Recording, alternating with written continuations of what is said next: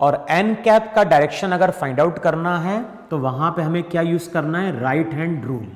अब right hand rule हम कैसे यूज करते हैं तो चेक करो, पहले क्या लिखा है, ए लिखा है या बी लिखा है। तो पहले अगर ए लिखा है तो ए के ऊपर हम 4 फिंगर प्लेस करेंगे, लेकिन किसकी प्लेस करेंगे, राइट हैंड की। तो ये राइट हैंड की 4 फिंगर है। अब मुझे 4 फिंगर किस पे प्लेस करना है, जो पहले लिखा गया है। तो 4 फिंगर में ऐसे भी प्लेस कर सकता हूं, 4 फिंगर में ऐसे भी प्लेस कर सकता हूं। 4 फिंगर प्लेस करने के बाद 4 फिंगर को हमें बी की ओर कर्ल करना है।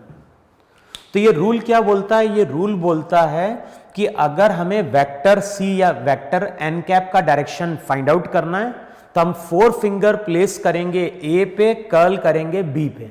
लेकिन जब भी हम कर्ल करेंगे तो हमें ध्यान क्या रखना है, हमें पाथ में एंगल मिलना चाहिए। इसका मतलब क्या है, जैसे मान लो 4 फिंगर मैंने ऐसे प्लेस करी, क्लियर। अब बताओ इसको मैं ऐसे कर्ल कर रहा हूं, बताओ जब मैं इसको ऐसे कर्ल करता हुआ बी पे जाऊंगा तो पाथ में कहीं थीटा मिलेगा क्या, नहीं मिलेगा। लेकिन अगर मैंने 4 फिंगर ऐसे प्लेस करी ए पे और कर्ल किया बी की ओर, तो बताओ पाथ में थीटा मिला कि नहीं मिला, मिला। तो रूल क्या बोलता है, 4 फिंगर प्लेस करो ए पे, कर्ल करो बी की ओर। और जब हम इस तरह से कर्ल करते हैं तो जो डायरेक्शन थंब का होगा वही डायरेक्शन वहां पे एन कैप का होगा, वही डायरेक्शन वहां पे वेक्टर सी का होगा। तो अगर मैं तुमसे बोलता हूं कि ये तुम्हारी एक्स एक्सिस है और ये तुम्हारी वहां पे क्या हो गई, वाई एक्सिस हो गई, तो इसके अकॉर्डिंग अगर देखोगे तो थंब कहां आ रहा है, पॉजिटिव जेड के अलोंग आ रहा है। तो हम बोलेंगे कि इस केस में जो एन कैप है वो किसके बराबर है, के कैप के बराबर है। तो अभी मैंने क्या लिखा, अभी मैंने लिखा ए क्रॉस बी। मान लो अगर मैं कभी तुमसे लिखता हूं कि B cross A find out करो, तो बी क्रॉस ए का फॉर्मूला क्या होगा, B A sine theta into N cap. जब क्रॉस मल्टीप्लाई लोगे तो रिजल्ट अगेन क्या होगी, एक वेक्टर क्वांटिटी आएगी, इसको मैंने डी बोल दिया। वेक्टर डी का डायरेक्शन किस पर डिपेंड कर रहा है, एन कैप पर डिपेंड कर रहा है। अब इन दोनों को अगर चेक करोगे तो दोनों का मैग्नीट्यूड सेम है, यहां पे भी ए बी साइन थीटा, यहां पे भी बी ए साइन थीटा। लेकिन यहां पे अगर डायरेक्शन फाइंड आउट करना है एन कैप का, तो पहली वाली टर्म देखो, पहली वाली टर्म बी है। अब मान लो 4 फिंगर मैंने ऐसे प्लेस किया बी पे और कर्ल किया ऐसे, बताओ पाथ में थीटा आया क्या, नहीं आया। लेकिन अगर मैं 4 फिंगर ऐसे प्लेस कर दूं बी पे और कर्ल करूं ए की ओर, बताओ पाथ में थीटा आ गया कि नहीं आ गया।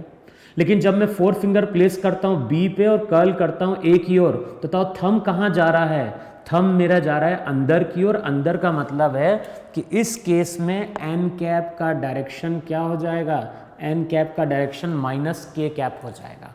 तो यहां से नेक्स्ट प्रॉपर्टी निकल के आती है, और नेक्स्ट प्रॉपर्टी क्या निकल के आती है कि ए क्रॉस बी और बी क्रॉस ए कभी भी इक्वल नहीं होते हैं। क्यों नहीं इक्वल होते हैं, दोनों का मैग्नीट्यूड सेम जरूर है, लेकिन दोनों का डायरेक्शन क्या है, ऑपोजिट है। और कोई भी वेक्टर चेंज हो जाता है, या तो उसका मैग्नीट्यूड चेंज हो या फिर क्या चेंज हो, उसका डायरेक्शन। तो यहां पे जब इन दो वेक्टर की बात कर रहे हैं तो दोनों का मैग्नीट्यूड नहीं चेंज हुआ, लेकिन क्या चीज चेंज हो गया, डायरेक्शन। तो हम लोग क्या बोलते हैं कि ए क्रॉस बी कभी भी बी क्रॉस ए के इक्वल नहीं होता। अगर हम ए क्रॉस बी और बी क्रॉस ए की बात करें तो दोनों के बीच में 180 डिग्री का क्या होता है, एंगल होता है। क्योंकि ये अगर पॉजिटिव जेड के अलोंग है तो ये तुम्हारा वहां पे क्या है, नेगेटिव जेड के अलोंग है। अब नेक्स्ट रिजल्ट कुछ लिखो वहां पे। अगर मैं तुमसे कभी बोलता हूं, जैसे देखो ये हमारी एक्स एक्सिस थी, ये वाई एक्सिस, ये तुम्हारी जेड एक्सिस, इसको हमने बोला था आई कैप, इसको हमने बोला जे कैप, और इसको यहां पे हम क्या बोल रहे हैं, इसको यहां पे हम बोल रहे हैं के कैप। तो ये तुम्हारा आई कैप है, ये तुम्हारा जे कैप है, ये तुम्हारा के कैप है। अब मैं तुमसे कहीं बोलता हूं कि फाइंड आउट करो आई क्रॉस आई क्या देगा।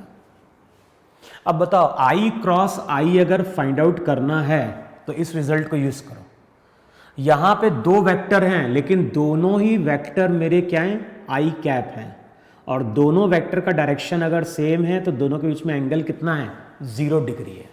अब इस फॉर्मूले को यूज करो, आई क्रॉस आई क्या देगा, फर्स्ट वेक्टर का मैग्नीट्यूड 1, सेकंड का 1, लेकिन अब साइन 0 की बात करोगे तो रिजल्ट क्या हो जाएगा, 0 हो जाएगा। इससे पहले हमने क्या बोला था, आई डॉट आई 1 होता है स्केलर प्रोडक्ट में, लेकिन जब हम क्रॉस प्रोडक्ट की बात करेंगे तो आई क्रॉस आई 0 होगा, क्योंकि दोनों वेक्टर के बीच में एंगल कितना है, 0 है। तो रिजल्ट ध्यान रखना है, आई क्रॉस आई, जे क्रॉस जे 0, और अगर हम बात करें के क्रॉस के की तो वो भी क्या होगा, 0 होगा। तो ये डॉट प्रोडक्ट का उल्टा है, I dot I, J dot J, के डॉट के, वो सब हमारे वहां पे 1 देते हैं, लेकिन आई क्रॉस आई, जे क्रॉस जे, के क्रॉस के, यहां पे सब क्या देंगे, 0 देंगे। लेकिन मान लो अगर मैं तुमसे बोलता हूं कि फाइंड आउट करो आई क्रॉस जे, अब आई क्रॉस जे अगर फाइंड आउट करोगे तो कैसे फाइंड आउट करोगे, फर्स्ट वेक्टर का मैग्नीट्यूड 1, दूसरे का 1। अब मैं अगर आई और जे की बात करूं, अगर हम बात करें किसकी, आई और जे की, तो बताओ दोनों के बीच में एंगल कितना है, दोनों के बीच में एंगल है 90, और साइन 90 क्या हो गया, 1 इंटू साथ में क्या आएगा, एन कैप आएगा। अब एन कैप का डायरेक्शन कैसे मिलेगा, पहले आई है तो 4 फिंगर प्लेस करो आई पे, कर्ल करो जे की ओर। बताओ जब 4 फिंगर कर्ल करोगे जे की ओर तो थंब कहाँ जा रहा है, थंब जा रहा है बाहर की ओर। बाहर का मतलब है कि ये जो वेक्टर है अब ये मेरा क्या बन गया, के कैप बन गया। ये पूरी टर्म मेरी 1 है, तो इसका मतलब है आई क्रॉस जे हमेशा क्या देगा, के देगा। अब मान लो हम बात कर रहे हैं किसकी, जे क्रॉस के की, तो क्या होगा 1 इंटू 1। अब ये अगर जे वेक्टर है तो ये तुम्हारा के वेक्टर है, दोनों वेक्टर बताओ अगेन कितने एंगल पे हैं, 90 डिग्री पे। तो जब मैं जे क्रॉस के करूंगा तो रिजल्ट क्या होगा, रिजल्ट होगा 1 इंटू 1 इंटू साइन 90 साथ में एन कैप। ये पूरी टर्म तो मेरी क्या हो गई, 1। अब एन कैप का डायरेक्शन कैसे मिलेगा, तो देखो ये आई है पॉजिटिव आई, ये पॉजिटिव जे है, और ये पॉजिटिव क्या है, के है। अब मुझे 4 फिंगर किस पे प्लेस करना है, 4 फिंगर प्लेस करना है जे पे, कर्ल करना है के की ओर। तो ये वेक्टर था मेरा के, ये वेक्टर जे। अब 4 फिंगर क्या करो, 4 फिंगर प्लेस करो जे पे, कर्ल करो के की ओर। तो 4 फिंगर प्लेस करो जे पे, कर्ल करो के की ओर। थंब कहां जा रहा है, थंब जा रहा है पॉजिटिव एक्स के अलोंग, और पॉजिटिव एक्स का मतलब क्या हो गया, आई कैप। तो आई क्रॉस जे के कैप देगा, जे क्रॉस के क्या देगा, आई कैप देगा। और अगर मैं बात कर रहा हूं के क्रॉस आई की, तो अगर मैं के क्रॉस आई की बात कर रहा हूं तो ये आई कैप है, ये तुम्हारा के कैप, दोनों के बीच में एंगल कितना, 90 डिग्री। तो फिर से रिजल्ट क्या हो गया, 1 into 1 into sine 90 into N cap. अब चेक करो के क्रॉस आई क्या देगा, तो देखो ये आई, ये जे, ये के। अब फिर से देखो 4 फिंगर किस पे प्लेस करनी है, 4 फिंगर प्लेस करनी है के पे, तो 4 फिंगर प्लेस करो के पे। जब मैं इस तरह से कर्ल करूंगा तो पाथ में मुझे थीटा मिल जाएगा दोनों के बीच का। तो मैंने क्या किया, के क्रॉस आई। बताओ के क्रॉस आई किया, थंब कहां गया, ऊपर की ओर। ऊपर का मतलब वहां पे क्या हो गया, जे कैप हो गया। तो जब भी हम वेक्टर का क्रॉस प्रोडक्ट लेंगे, अगर हम वेक्टर का क्या कर रहे हैं, क्रॉस प्रोडक्ट ले रहे हैं, तो अब रिजल्ट हमें क्या ध्यान रखना है, अगर हम वेक्टर का क्रॉस प्रोडक्ट ले रहे हैं तो हमें रिजल्ट ध्यान रखना है कि ये अगर आई कैप है, ये जे कैप है, और ये तुम्हारा वहां पे क्या है, के कैप है। तो अगर हम क्लॉकवाइज जा रहे हैं, एक साइड में लिखा आई, इधर जे, इधर के, अब रिजल्ट क्या रखना है, अगर हम क्लॉकवाइज जा रहे हैं तो सब चीज पॉजिटिव मिलेगी। आई क्रॉस जे के देगा, जे क्रॉस के आई देगा, के क्रॉस आई जे देगा। तो अगर हम क्लॉकवाइज जा रहे हैं तो सभी क्या होंगे, पॉजिटिव होंगे, और अगर हम एंटी क्लॉकवाइज जा रहे हैं तो उसका ऑपोजिट कर देंगे। मान लो मैं अगर कह दूं तो बोलता हूं जे क्रॉस आई क्या देगा, तो हम लिखेंगे माइनस के क्रॉस आई क्या देगा, के क्रॉस जे क्या देगा, तो हम बोलेंगे माइनस आई कैप।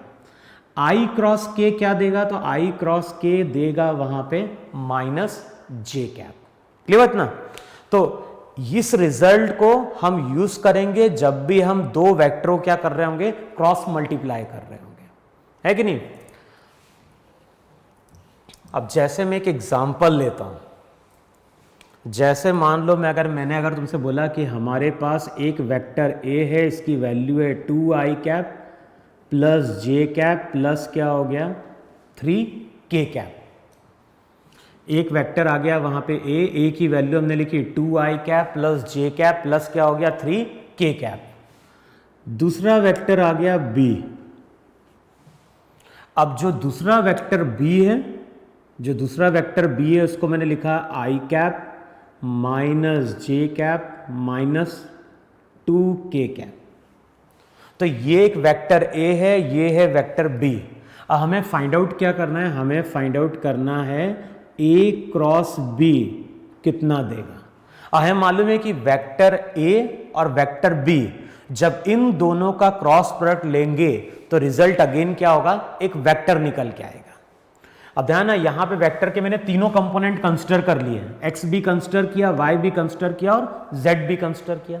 अब ए क्रॉस बी फाइंड आउट करना है तो सबसे पहले हम